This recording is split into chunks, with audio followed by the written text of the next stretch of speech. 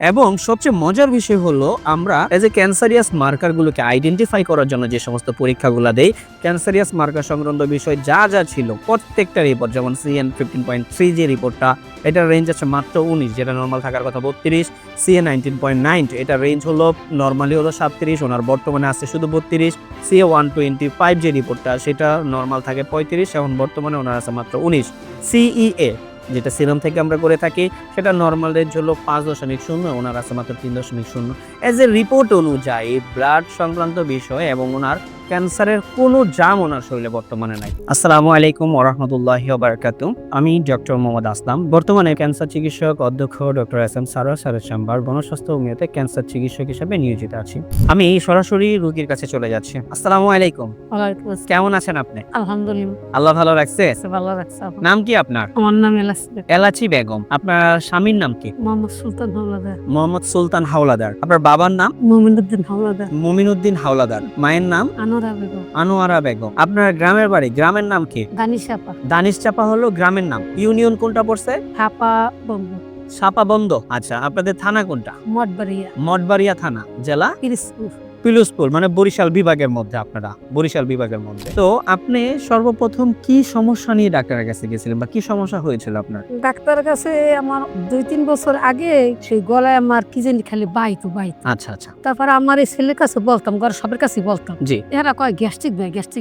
আমি গ্যাস্ট্রিক বড়ি খাই। হঠাৎ আমি 6 রোজা রয়েছি, 6 রোজা রয়েছি। পর হঠাৎ আমার একদিন বিকেলে আসরের সময় আমি দেখি কি আমার বুক জ্বললা হিনতে মুসির মতন আগুনের মতন ধাউটো করে জ্বললে, নাক দিয়ে আগুন বেড়েছে। পর আমি বিবিশ ডাক্তার দ্বারা গেছি আমার মহল্লায়, মানিকনগর।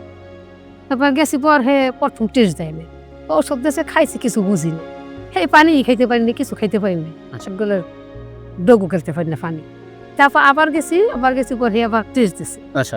টেস্ট দিছে পর আমি মনোরায় করাইছি, এই যে ফকিরপুর করাইছি, আমার গহিনী 2টা মেডিকেল আছে করাইছি, সব রিপোর্টে ভালো আছে। আসছে পরে এই যে আমার কোনো পরিবর্তন আসে না আসলে আবার আমার ছেলের হলেই আমি ইবনিসিনায় গেছি। ইবনিসিনায় যাই আবার টেস্ট দেখাইছি, আবার গোড়াইতে টেস্ট করাইছে পর 2 মাস ওষুধ খাইছি, কোনো পরিবর্তন পাইনি।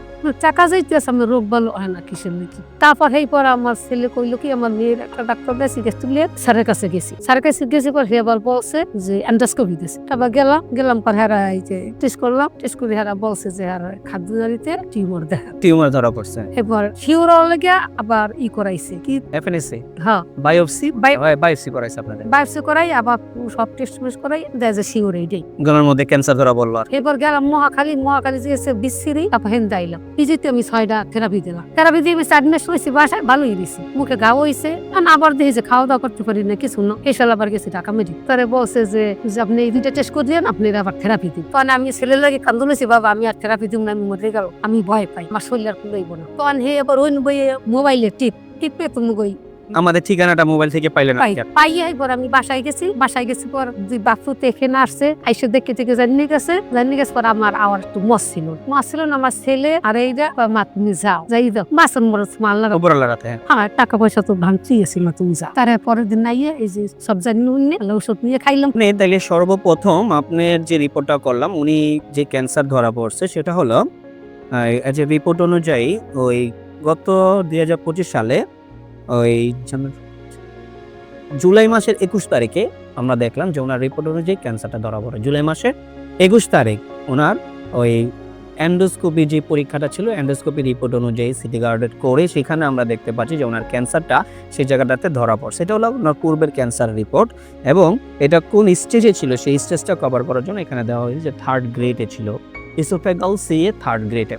এরপরে উনি সর্বপ্রথম আমাদের এখান থেকে আগস্ট মাসের 11 তারিখে উনি আমাদের এখানে ট্রিটমেন্ট নিতে আসেন। আগস্ট মাসের 11 তারিখ, August, September, October, November, December, এটা শেষ করে আজকে উনি জানুয়ারির প্রায় আজকে 31 তারিখ উনি পুনরায় আবার আমাদের এখান থেকে ওষুধ নিয়ে আসতেছেন। তো আমরা আমাদের কথা মতো আমরা যে বলি যে 4 মাস পরে আমরা পুনরায় পরীক্ষাগুলো করব, সেটা সেই কথার উপর ভিত্তি করে আমি 26শে জানুয়ারিতে আমরা ওনাকে পরীক্ষাগুলো দেই, যেটা কিনা উনি 27শে জানুয়ারিতে পরীক্ষাগুলো করছে। 27শে জানুয়ারি পরীক্ষাতে ওনার এজ এ ব্লাড সংক্রান্ত রিপোর্ট, সেই লিপিড প্রোফাইল সংক্রান্ত রিপোর্ট, এই সিরাম ক্রিয়েটিনিন সংক্রান্ত রিপোর্ট, হেপাটাইটিস বি সংক্রান্ত রিপোর্ট, এগুলো সব আলহামদুলিল্লাহ নরমাল।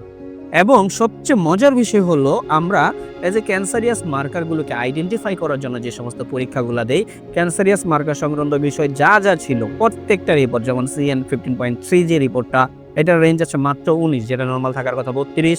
CA 19.9, এটার রেঞ্জ হলো নর্মালি হলো 37, ওনার বর্তমানে আছে শুধু 32। CA 125 যে রিপোর্টটা, সেটা নর্মাল থাকে 35, এখন বর্তমানে ওনার আছে মাত্র 19। CEA যেটা সিরাম থেকে আমরা করে থাকি, সেটা নর্মাল রেঞ্জ হলো 5.0, ওনার আছে মাত্র 3.0। এজ এ রিপোর্ট অনুযায়ী ব্লাড সংক্রান্ত বিষয় এবং ওনার ক্যান্সারের কোনো জাম ওনার শরীরে বর্তমানে নাই, ক্যান্সার সংক্রান্ত কোনো জাম এজ এ রিপোর্ট অনুযায়ী এখন ওনার ও শরীরে নাই। এটা আল্লাহর কাছে হাজার হাজার শুকরিয়া, আলহামদুলিল্লাহ। আল্লাহর কাছে হাজার শুকরিয়া। আপনি এখন পর্যন্ত ক্যান্সার যে জামটা ছিল সেটা আমাদের নাই, কিন্তু ক্যান্সার চলে যাওয়ার পরেও আমরা যেখান থেকে ক্যান্সারটা উৎপত্তি হয়, গলাতে যে টিউমারটা ওনার ছিল, এটা এখনো আছে। ইনশাআল্লাহ আমরা আশা রাখি কিছুদিন ট্রিটমেন্ট চালানোর মাধ্যমে 2-1 মাসের মধ্যে আমরা সম্পূর্ণরূপে ওনার এই টিউমারটাও চলে যাবে এবং আমরা এন্ডোস্কোপি কভার করে এটা দেখবো যে ওনার কি অবস্থা আছে।